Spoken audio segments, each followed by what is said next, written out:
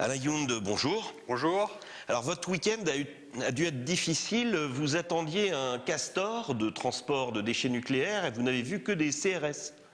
Je dirais on a quand même vu ce convoi de déchets nucléaires. C'est vrai que dans un premier temps, on a vu beaucoup de CRS au passage à niveau de Naï, mais il nous semblait important à l'occasion du passage de ce convoi, qui est quand même un des, ou le plus radioactif, en tout cas depuis que la Hague fonctionne, qu'il y ait un certain nombre de manifestations pour dire aussi aujourd'hui quelles sont les questions qui se posent par rapport aux déchets radioactifs dans notre pays et en Europe. Alors vous avez comparé ce convoi à Tchernobyl, vous dites l'un des plus radioactifs.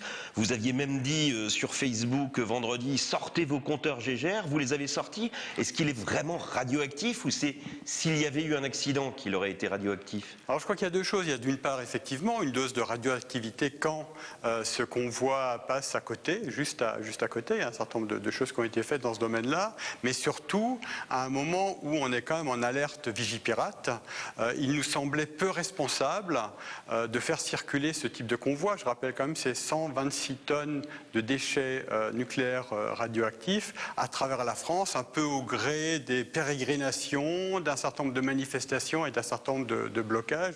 Donc c'est à la fois, il est dangereux quand il passe, mais il est surtout dangereux en termes, je dirais, s'il y avait un accident et s'il y avait un incident.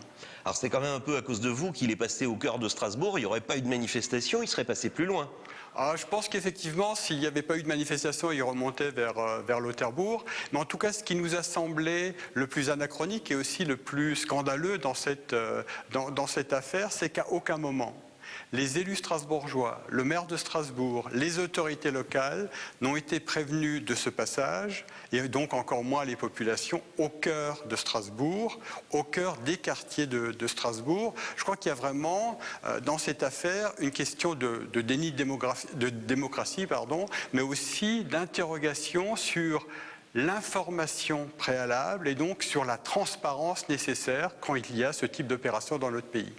Alors avec un peu de provocation, Anne Lauvergeon, la PDG d'Areva, qui s'occupe du nucléaire en France, a dit qu'elle ne vous comprenait pas et que vous devriez être pour le recyclage, et y compris des déchets nucléaires. Alors là, on ne fait aucun recyclage. Ce qui est en train de se faire à Gorleben, c'est qu'on va stocker des fûts de déchets nucléaires qui vont être là pendant plusieurs milliers d'années. Aujourd'hui, une des interrogations que nous avons en tant que responsables politiques, mais aussi en tant que militants antinucléaires, c'est quelle planète laissons-nous à nos enfants en sachant que ces déchets radioactifs sont actifs et donc radioactifs pour des milliers d'années, même plus pour certains, et donc aujourd'hui on les entrepose, on les enterre et on ne veut surtout pas voir de quoi ils seront faits dans les 10, 20, 200 ou 2000 prochaines années.